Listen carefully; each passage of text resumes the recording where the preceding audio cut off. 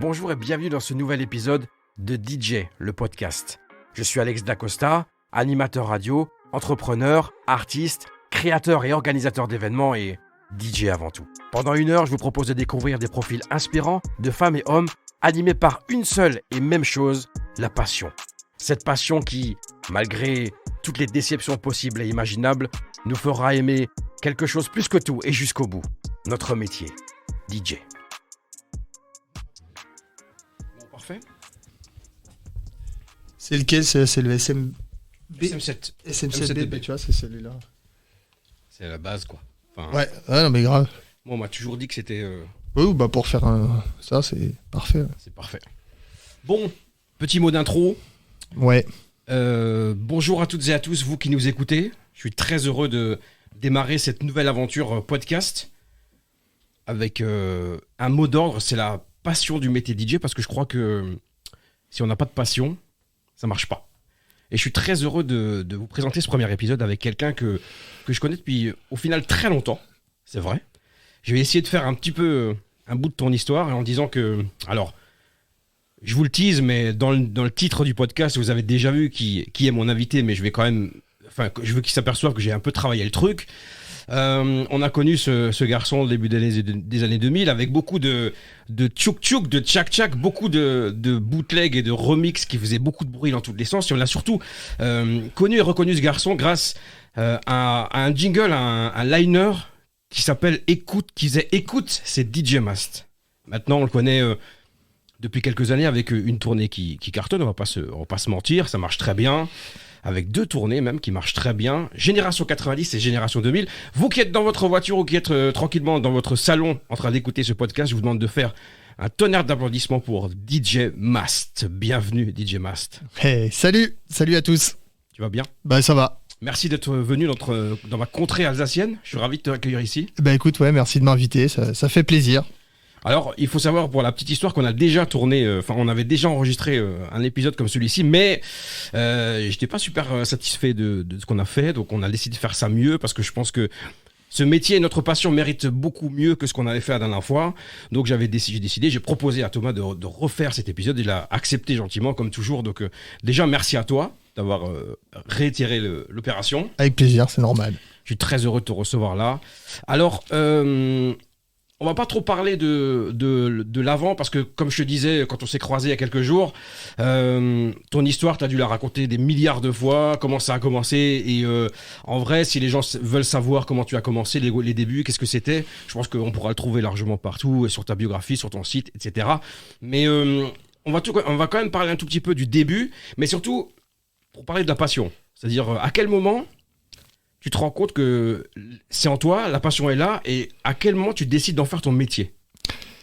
Alors la passion, c'est à l'adolescence, beaucoup de musique, etc. Ouais.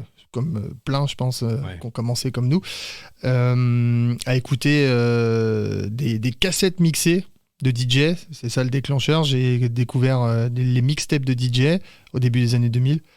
Et j'ai bloqué tout de suite en disant mais ouais, c'est ça que je veux faire. Voilà, donc ça a démarré là, et puis tout de suite, choper une paire de platines, essayer de scratcher, etc. Voilà, donc ça a démarré assez vite, 2-3 ans, comme ça, de passion dans la chambre, à mixouiller, faire des toutes petites soirées entre potes, etc. Et dès que j'approchais de la fin de mes études, je me suis dit, tiens, je vais me lancer. Voilà. Okay. Donc ça, c'était 2004. Ensuite, tout de suite, une carrière de DJ professionnel. Parce que j'avais déjà bien amorcé le truc entre 2001 et 2004 du coup. Donc là, par le biais de connaissances, etc., des contacts que je m'étais fait, on décide de monter une petite tournée. Okay. Et vu que je faisais déjà des remixes et que je balançais sur internet et tout, j'ai eu la chance que quand on a démarché, tout de suite j'ai eu des retours positifs et j'ai pu lancer la première tournée à partir de octobre 2004. Donc depuis cette date-là, c'est mon métier. Voilà. Et ça, j'ai fait donc la première tournée pendant 3 ans, jusqu'à 2007. Ok, après une place de résident, du coup, on va quand même faire un petit peu de l'histoire, mais un peu une place de résident, et ensuite de retour en tournée. Ouais, donc de résident de 2007 à 2014 du côté de Metz, la boîte s'appelait Le Sens, elle n'existe plus aujourd'hui, mais voilà, c'était une super aventure. Et depuis 2014, j'avais 30 ans en fait, et je voulais repartir en tournée, je me suis dit c'est le moment de le faire, c'est maintenant ou jamais. Et voilà, et donc depuis 2014, en tournée, notamment avec Génération 90 et Génération 2000. Mais ça n'avait pas démarré comme ça au début. En 2014, c'était pas Génération 90. Ok. Ça arrivait un peu au hasard en fait. C'est des soirées à thème que je faisais dans le cadre de ma résidence. Et en fait, j'ai eu de la demande quand je suis reparti en tournée. Il y a des gens qui m'ont dit bah tiens, ta soirée que tu fais à Metz, là, ça a l'air cool. On aimerait bien la faire chez nous. Et puis voilà, j'ai commencé à en faire 1, 2, 3. Et puis je me suis dit bon bah ça a l'air de plaire. On va commencer à assumer le truc à fond, travailler visuel, communication, etc. Puis ça a pris de plus en plus. Et puis après bah voilà, ça a explosé. Très bien. Et forcément, il faut qu'on en parle. Le passage 2020, mars 2020, Covid. Ouais. Du coup, le Covid qui décide de nous faire une petite bise. Comment ça s'est passé ? Coupé en plein élan, parce que moi du coup l'agenda complet, ça cartonnait vraiment très très fort. Donc dans un premier temps, cool, on va se reposer un petit peu. On n'avait pas du tout de visibilité, hein, donc oui. Voilà. On a vite compris que ça allait durer beaucoup plus longtemps que ça, et je fais partie de ceux qui rapidement ont commencé à mettre en place des streams, des live streams. Donc ça c'était une aventure assez sympa puisque c'était nouveau, on faisait pas ça avant, il a fallu s'y mettre, apprendre, maîtriser les codes. Et puis voilà, puis après on s'est mis à streamer comme des fous dans tous les sens, comme toi, hein, on faisait partie de ceux qui streamaient pas mal. Voilà, donc ça c'était cool. D'abord à la maison et puis après il y a eu des streams un peu inédits qu'on peut-être on abordera après, mais voilà. Donc c'était une période particulière, il y a eu des moments de doute sur l'avenir du métier, comment on va repartir, est-ce qu'il restera des boîtes, parce que c'était vraiment flou au début, hein, on n'avait pas beaucoup d'infos. Et puis au final, maintenant c'est loin derrière et, absolument. Et on est reparti limite plus fort que jamais, quoi. Justement, cette volonté et parce qu'on va en parler des mix un peu inédits dans des lieux atypiques, ça fait partie aussi, s'il n'y a pas de passion, on ne se réinvente pas.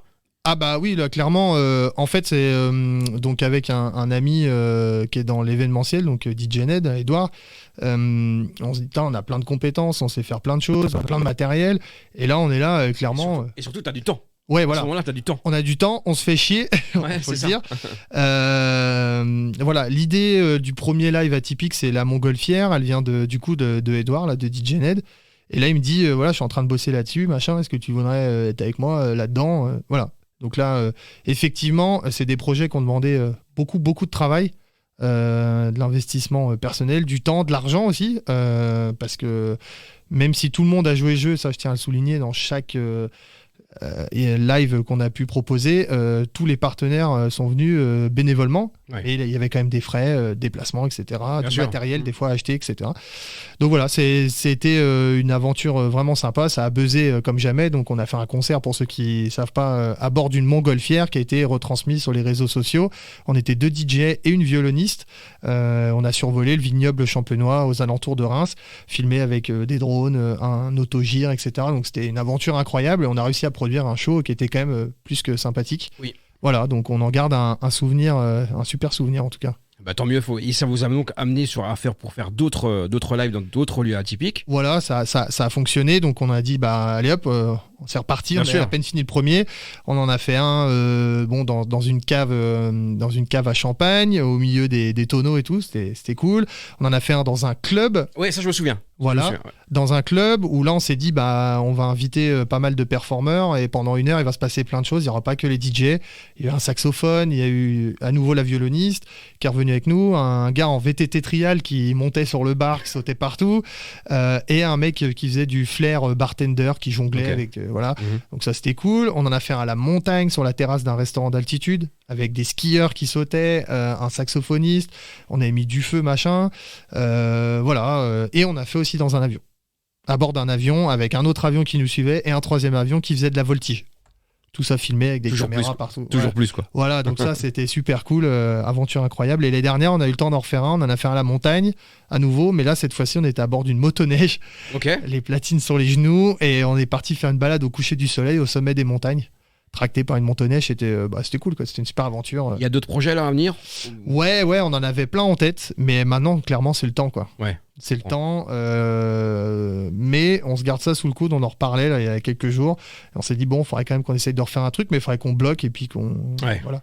Bien sûr. Mais c'est plus difficile parce qu'on peut pas faire ça qu'à deux. Des fois, la montgolfière, on était quasiment 30 personnes au final sur le projet à la fin. Entre les médias, la montgolfière, l'équipe de la vidéo, l'équipe des drones et tout. Donc ça faisait du monde. C'est pas facile de mobiliser autant de gens.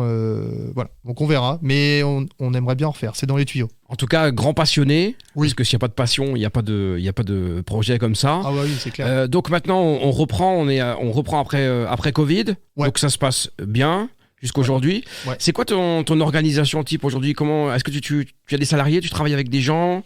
Comment ça se passe? Tu gères ton booking tout seul? Ouais, alors côté booking, ouais, je m'en occupe tout seul, puisque bon, bah, quand tu es dans le milieu depuis 20 ans, Ouais, tu connais tout le monde, les contacts sont plus faciles aujourd'hui avec les réseaux sociaux, etc. ok. Les gens peuvent plus facilement nous contacter qu'à une autre époque où il n'y avait pas Oui. Internet, entre guillemets. Donc ça, je m'en occupe moi-même. Par contre, maintenant, j'ai embauché quelqu'un, donc j'ai une assistante Ok. qui bosse avec moi à temps plein, qui m'aide surtout sur la partie administrative, devis, contrat, facture, mailing, voilà, d'autres choses, un peu logistique, etc. D'accord. Voilà, ça m'aide bien parce que ça prend énormément de temps. Je fais en moyenne 140 dates par an, donc ça fait quand même beaucoup de travail à gérer. Donc voilà, donc depuis 2019. Donc ça a été un choix personnel de ne pas avoir de booker. Tu as Oui. voulu le gérer toi-même. Ouais, j'ai eu une époque, et puis après, en tout cas, moi j'ai estimé que je pouvais gérer tout seul. Il y a des gens qui sont pas capables, qui n'ont pas envie, etc. Bien sûr, bien sûr. Moi, voilà, j'ai jugé que je pouvais le faire tout seul. Quand tu as du réseau et tout, après, c'est beaucoup plus facile. Voilà. Donc, par contre, voilà, la volonté de prendre quelqu'un avec moi pour m'assister et quelqu'un d'extérieur au métier, comme ça au moins on démarre avec une copie blanche, c'était pas plus mal. Très bien. Qu'est-ce que c'est la journée type? La journée ou la semaine type? Est-ce que tu as des routines en semaine? Ouais, ça dépend des périodes, parce que je fais aussi des cours, hein, mais dès le lundi c'est reparti. On va pas se mentir, le lundi matin c'est un peu plus cool, mais quand même, il y a toujours des trucs à faire, 2-3 mails, 2-3 trucs comme ça. En général, le matin, c'est plus un peu les choses administratives. Je réponds aux mails, des trucs comme ça. Ok. Et puis si j'ai des trucs à faire, je sais pas, remix, edit, ou tourner des vidéos, des choses, ça va être plus sur la partie après-midi, en semaine. Ok. Il y a des cours, comme je disais avant, donc ça me prend un peu de temps aussi. Ok. Et puis après, souvent, en déplacement le week-end du jeudi, ou même à partir du vendredi, voilà. Donc tu es en train de me dire qu'on peut apprendre à mixer ou à scratcher ou à animer avec toi?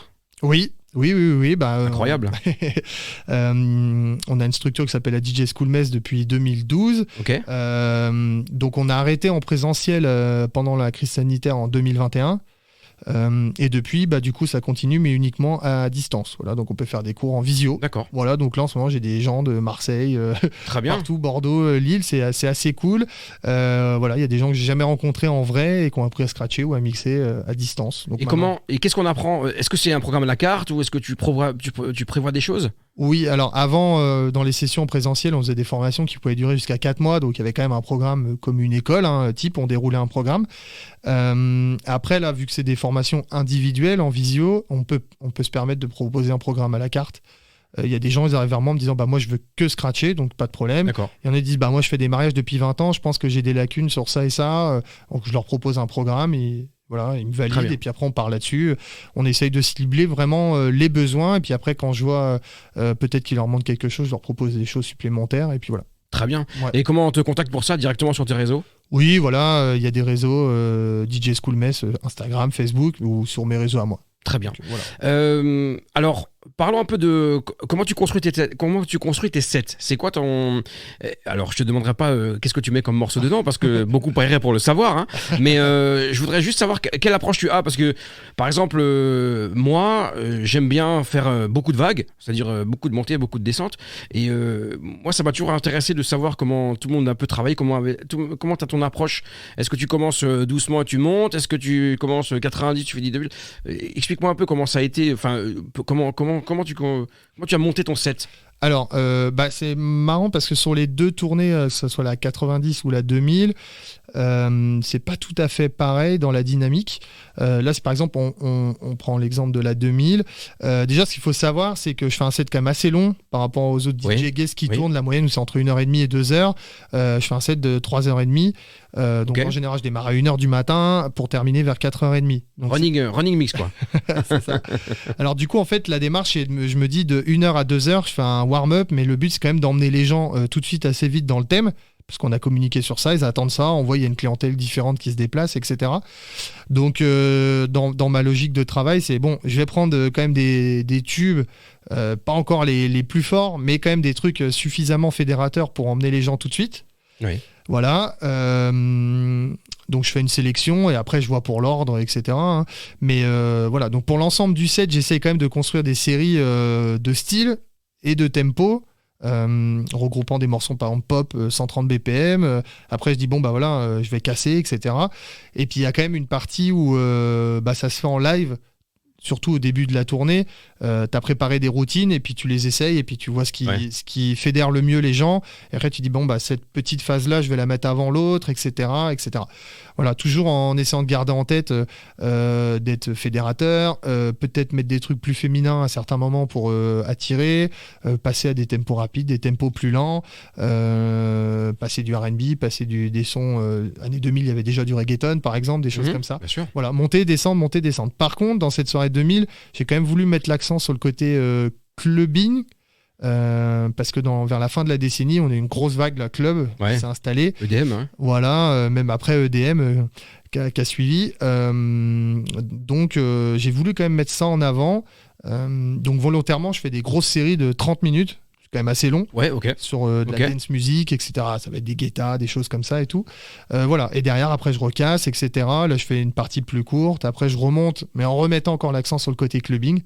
Voilà. Donc, la soirée 2000, elle s'articule un peu comme ça, et en essayant quand même à chaque fois d'alterner une série plus festive ou plus rock ou plus groove, et puis des choses vraiment club, électro, entre guillemets, qui tapent un peu plus fort. Et la soirée 90, là, c'est une autre approche, parce que c'est pas tout à fait les mêmes musiques. Ouais. Et j'avais plus le choix sur les séries. Donc là, entre le rock, les slow, les tubes de l'été, la dance, le groove, il a fallu trouver un équilibre entre tout ça. Et puis c'est un peu comme tu disais tout à l'heure, monter, descendre, en permanence. Mais t'es assez malin entre les moments où tu tapes fort, pas saouler les gens, redescendre. Ouais. Là, les séries sont un peu plus courtes, ça va être des 15-20 minutes, mais très dynamiques. Ce qu'il faut savoir, c'est, ça va parler au DJ, mais... un set de 3h30 joue 150 morceaux. Ouais, c'est ce que j'allais te demander ensuite, c'est la prochaine question. Est-ce que tous tes morceaux sont édités ? Oui. Okay. Oui. Du coup, déjà, parce qu'en tant que guest, je pense qu'il faut que tu apportes une dynamique, une énergie différente du résident qui va mixer peut-être un peu plus cool. Et surtout, ce que j'ai remarqué, c'est qu'il y a certains titres qui sont un peu oubliés des fois. Et ce que je fais, je réédite, je mets le refrain au début, comme ça les gens ils reconnaissent le morceau tout de suite, ça les met tout de suite dans la bonne énergie. Donc voilà, donc tous les morceaux quasiment, allez, on va dire 90% du set, c'est réédité quoi. Ouais, très bien. Ouais. Et je reviens un peu sur ce que tu disais par rapport au bloc que tu mets, que tu testes en fonction de l'ambiance. C'est vraiment l'expérience résident qui t'a amené ça, je pense. Le fait de lever la tête, de t'adapter aux gens. Donc c'est très important, cette expérience résident pour devenir guest, je pense. Oui, clairement. Et puis l'expérience tout court de DJ, tu sais, ta culture musicale, tes souvenirs, tu te dis, ouais, ça, oui, ça marchait, ça marchait. Par contre, il y a quand même un truc qui a changé, c'est qu'à la reprise de la crise sanitaire, on a quand même une nouvelle génération de clients qui n'ont jamais connu les clubs, qui n'ont pas les repères. Avant, tu arrivais à 18 ans au club, le DJ résident, il jouait un peu de tout, tu t'adaptais, tu te faisais une nouvelle culture musicale. Là, ils sont arrivés avec leur culture à eux, le streaming, très urbain, très actuel et tout. Ouais. Donc, j'ai vu qu'il y a des morceaux qui marchaient très bien avant la crise, que là, ils marchaient moins bien, voire plus du tout. Il y a certains titres qui ont pris un coup de vieux, donc il a fallu un peu remodeler le set. Clairement. Voilà, s'adapter, quoi. C'est bien. Ouais, pour nous, ça nous fait du bien aussi, en vrai, parce que clairement, moi aussi, il y a énormément de titres que je ne joue plus parce qu'ils sont vieillissants et que j'ai complètement sorti de ma playlist. Parce que c'est vrai que les jeunes... il y a des morceaux, ça parlait beaucoup. Et pourtant, en vrai, il n'y a que 1 an et demi, il n'y a que 2 ans. Ouais. On a l'impression que c'est une décennie, qu'il y a une génération qui est passée entre les deux. Mais moi, je trouve que moi, j'ai pris ça bien parce que je trouve que c'est bien. Ça nous a permis de nous renouveler, de nous remettre en question. Donc, clairement. Je trouve ça hyper bien. Même pour les résidents, en vrai. Donc, c'est très bien. Il a fallu. De toute façon, on n'avait pas le choix parce que moi, à la reprise, je suis reparti tout de suite dès le premier week-end. Donc, par exemple, le set Génération 2000, j'ai senti qu'il y avait des creux. Et là, je me suis dit, ça va pas du tout. Il faut tout de suite que je trouve les bons morceaux. Donc, j'ai décalé un peu dans les années parce que j'étais plus, 2005, 2002, 2004, 2006, très début 2000, on va dire. Ouais. Et j'ai réinséré beaucoup plus de titres autour de la fin de la décennie, vers 2010, pour que les plus jeunes, ils aient plus de repères, en fait. Et très ça bien. A fonctionné. C'est très important, cette faculté, cette capacité d'adaptation, c'est très bien. Est-ce que tu as des routines avant soirée? C'est intéressant, j'aime bien. Est-ce que tu as des rituels? Moi, j'appelle ça une routine, mais est-ce que tu as un rituel avant soirée? Avant, pas trop. À l'époque, si, bon, les résidents pouvaient te proposer, viens boire un petit verre, machin, un truc. Ouais. Voilà, je me laissais embarquer. Bon, maintenant. Maintenant plus. Maintenant, si je peux aller faire la sieste, c'est pas mal. Donc, il y a ça. Et puis, vu que je commence très tôt, je m'installe tranquille dans mon coin. Si, je vais te dire ce que je t'ai dit l'autre jour. Des fois, quand je suis prêt, je me mets dans mon coin, là, dans la cabine. Et des fois, je me fais une partie de cartes là, sur mon téléphone. Tu sais, avec les bouchons dans les oreilles, les bouchons dans la bulle, et je me concentre là-dessus et tac, et après voilà. Parce que c'est important, parce qu'il faut dire, un peu comme moi, donc tu voyages tout seul, donc tu te retrouves forcément tout seul, donc c'est pas évident de gérer l'intégralité de tout, parce qu'il faut que tu sois en même temps DJ, un peu le commercial. Il faut bien comprendre et essayer de comprendre un peu ce rôle-là. C'est pas toujours évident. Tu dois prendre le rôle un peu de l'agent, du manager, du commercial, parce qu'en vrai, c'est ta vitrine, et quand tu arrives, tu es ton propre commercial. Tu es obligé de garder une bonne image. C'est quoi un peu le conseil que tu pourrais donner à des jeunes? Alors, je sais que c'est quelque chose qu'on a dû te demander 1 milliard de fois, et moi aussi, j'ai toujours du mal à répondre à ça, mais maintenant, il y a des jeunes qui ont envie de devenir un peu guest, et qu'est-ce que tu pourrais leur donner comme conseil, justement, au niveau de l'attitude et au niveau des méthodes à appliquer? Alors, déjà, dans le cheminement, peut-être pas vouloir se lancer trop tôt, trop jeune. Le conseil, ça serait de prendre un peu d'expérience, un peu de background, résidence, multi-résidence comme on appelle, mixé dans plusieurs clubs, histoire déjà de se faire une expérience, de rôder un peu ses techniques, et puis travailler à la limite, construire un set petit à petit avec cette culture qui se fait au fur et à mesure des années, en disant voilà, ça marche, ça marche, ça marche. Et peut-être plus tard, au moment de vouloir se lancer, bien préparer tout ça, parce qu'il ne faut pas arriver à l'arrache, clairement. Bien sûr. Il faut un set béton, préparer sa com, les visuels, les photos, les teasers. Aujourd'hui, c'est obligatoire. Il n'y avait pas autant de boulot sur la com à l'époque, mais aujourd'hui, il faut. Donc ça, il ne faut pas négliger. Et puis ensuite, après, pour ceux qui ont la chance de pouvoir commencer à faire des dates en guest, rester humble, simple, déjà, accessible, que ça soit auprès des professionnels qui nous accueillent ou voire même des clients, c'est vachement important.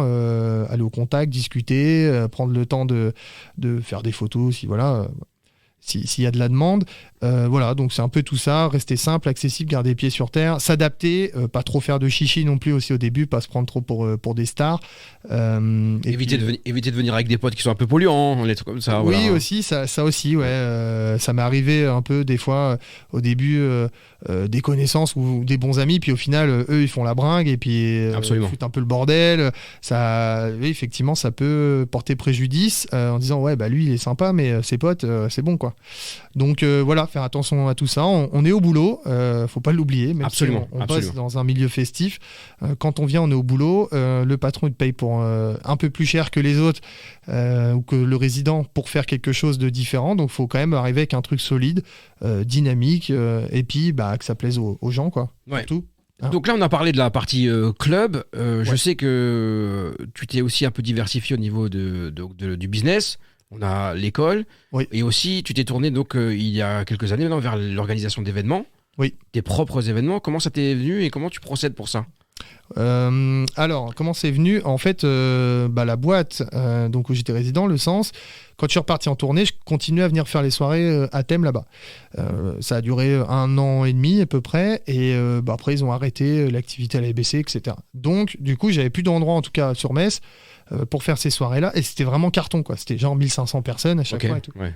Et là, je parle avec un ancien collègue de la boîte, et je lui dis, c'est quand même dommage, on avait des soirées de furieux, et ça va s'arrêter, quoi.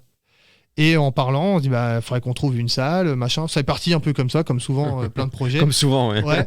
Et puis voilà, ça a démarré comme ça. On a trouvé un lieu qui était vraiment bien. On est allé le voir. Le gars nous a fait confiance tout de suite. Et puis ça s'est mis en route comme ça. Donc il y a eu un gros travail, parce que un lieu qui est pas forcément adapté pour faire une grosse soirée dansante, type discothèque, chaises, table, son, lumière. Truc qu'on ne pense pas quand on est résident, même. Amener de quoi faire le vestiaire. Étiquette vestiaire, j'allais dire, les cintres. Les cintres, tout. Ouais. Donc j'ai investi un peu dans le matériel au fur et à mesure. Au début, j'ai loué du matos, et puis on a lancé la première. Voilà. Donc au début, on n'a pas eu de chance. C'était la première, c'était dans la semaine juste après où il y a eu les attentats en 2015. Ok, ouais. Donc c'est-à-dire que pendant Bon la timing. semaine, j'ai fait 0 prévente. Ok. Zéro prévente, j'en avais que 100 et ça s'est arrêté.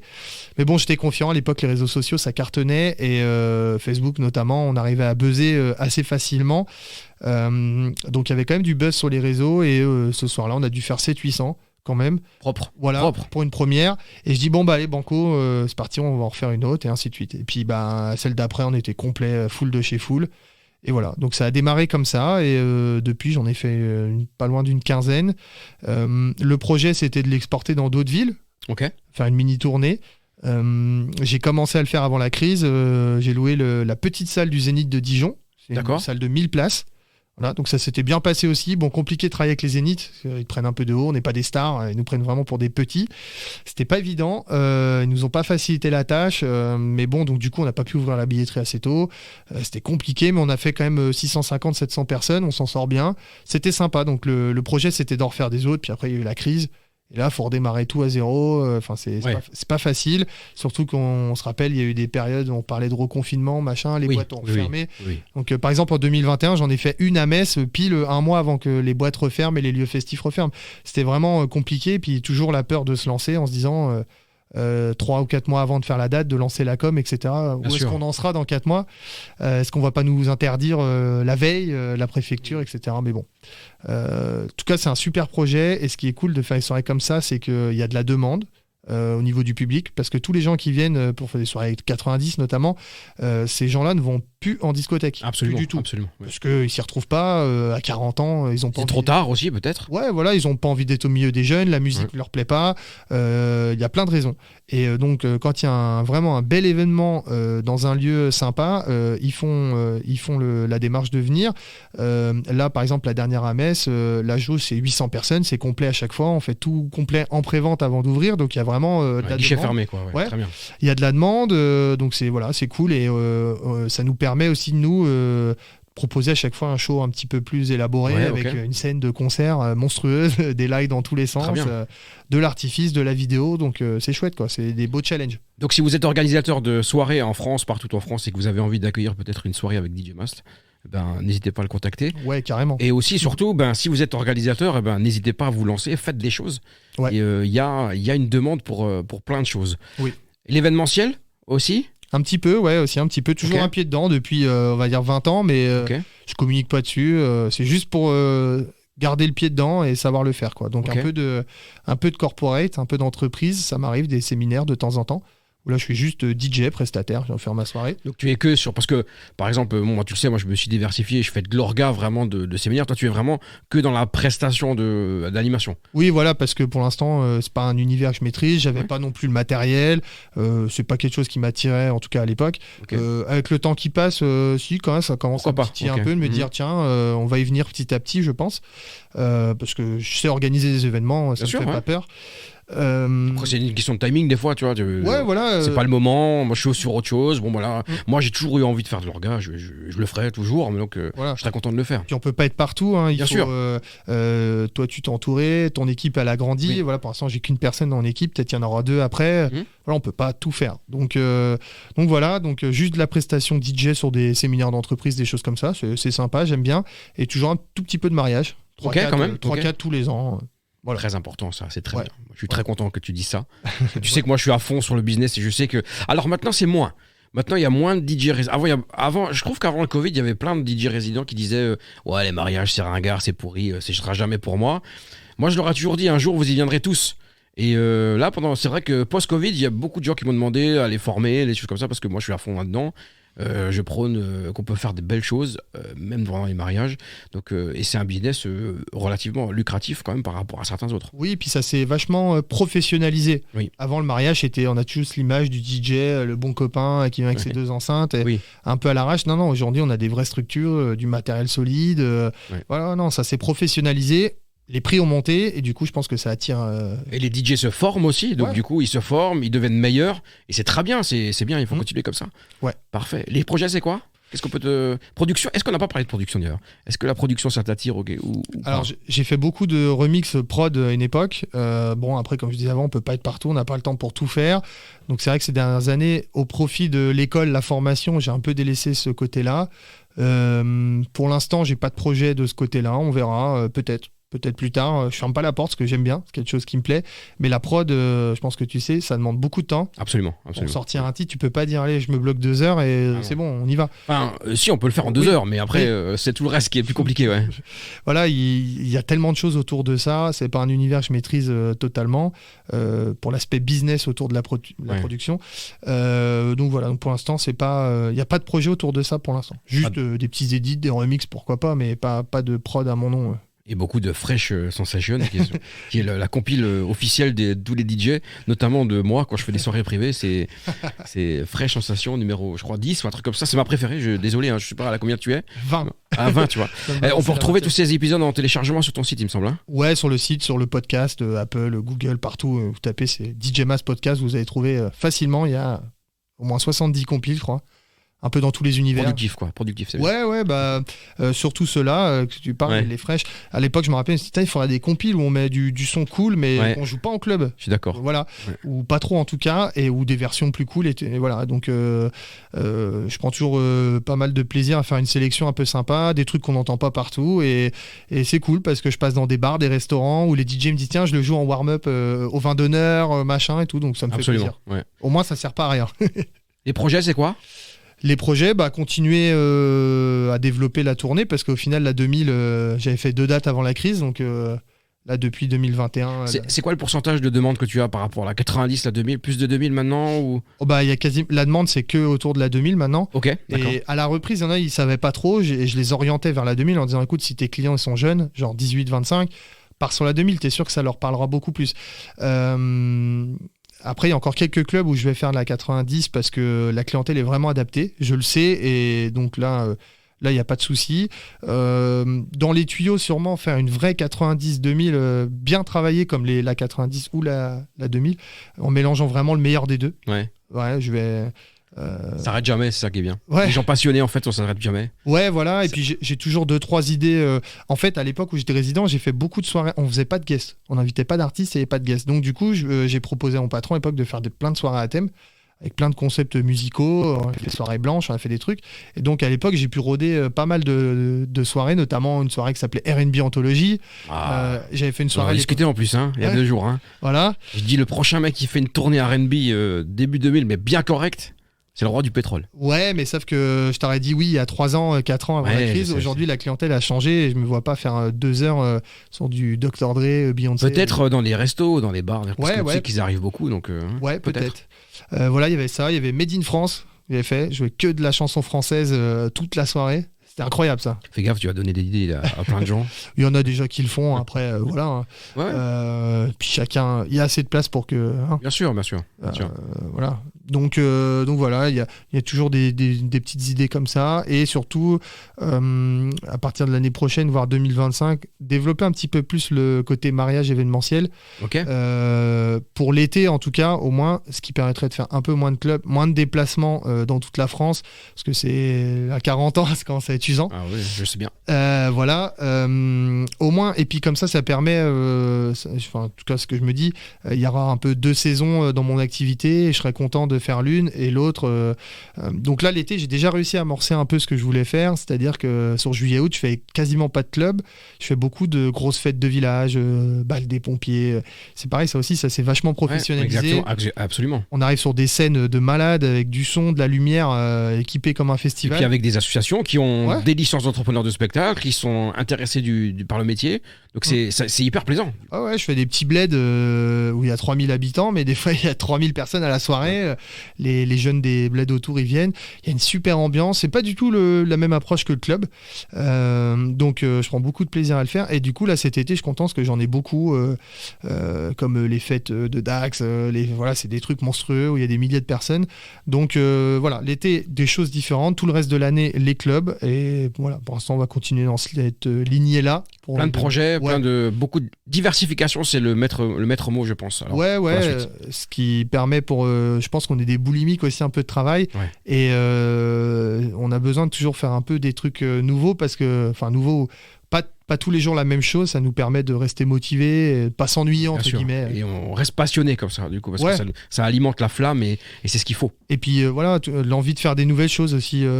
se former, apprendre à faire des montages vidéo. Bon, aujourd'hui, on est beaucoup sur les réseaux. Même les réseaux, la façon de communiquer sur les réseaux, en 10 ans, elle a vachement changé. Absolument. Donc, on se forme à faire des vidéos dans des nouveaux formats, avec des choses différentes, etc., des trucs plus dynamiques.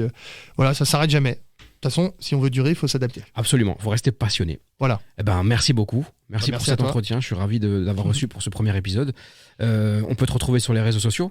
Oui, bien sûr, un DJ Mast, tout simplement. Tu réponds? Oui, bien sûr, tout le monde. C'est important de le dire, parce Ouais. que tout le monde ne répond pas toujours. Ouais, Donc, alors des fois ça peut arriver de mettre un jour ou deux parce qu'il y en a pas mal en retard et Oui. à tourner, hein, comme tout le monde. Mais non, j'ai pas de community manager qui répond à ma place. Donc Ok. c'est moi qui réponds, le mail, Instagram, Facebook. En tout cas, tu réponds. Merci Ouais. beaucoup. Au plaisir. On te souhaite le meilleur pour la suite. Merci. À bientôt. Ciao. Merci d'avoir écouté ce nouvel épisode de DJ le podcast. J'espère que vous avez passé un moment inspirant ou tout simplement divertissant. Pour soutenir complètement le programme, je compte sur vous pour liker cet épisode ou tout simplement vous abonner au podcast. C'était Alex Dacosta et c'était DJ le podcast.